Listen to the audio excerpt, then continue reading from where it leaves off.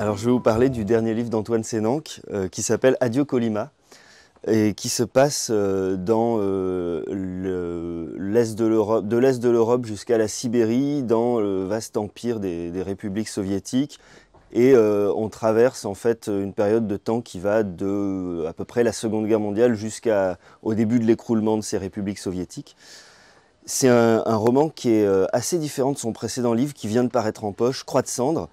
Là, on est vraiment projeté dans un autre univers. Le précédent se passait vers le XVe siècle. Là, c'est vraiment le XXe siècle tout entier, avec ses guerres civiles, ses déchirements. On retrouve des thématiques de l'un à l'autre. Par exemple, le travail du cuir, les métiers, la peinture du bas peuple. Ça, c'est quelque chose de très présent. Et ça donne une forme à la fois de fresque avec une poésie un peu badass, un peu sordide, qui me plaît beaucoup. C'est un livre qui débute au départ par petites touches, par un millier de portraits de vies brisées par les guerres du XXe siècle.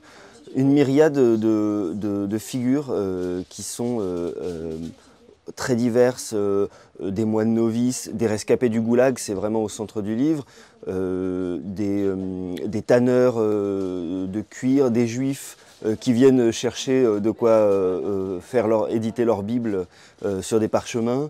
Et c'est d'une richesse qui rappelle un petit peu certains livres de Thomas Mann, par exemple, où on rencontre, on croise des figures comme ça très marquantes. Et c'est un livre qui se lit comme un polar, un très bon polar où petit à petit les fils de l'intrigue se nouent, une intrigue d'une grande violence qui en même temps s'attache à des personnages très troublants, très attachants et qui nouent peu à peu des figures de grands criminels avec des figures du pouvoir de la Russie de Staline jusqu'à Khrouchtchev et des personnages plus ambivalents, un vieux tanneur, une rescapée du goulag.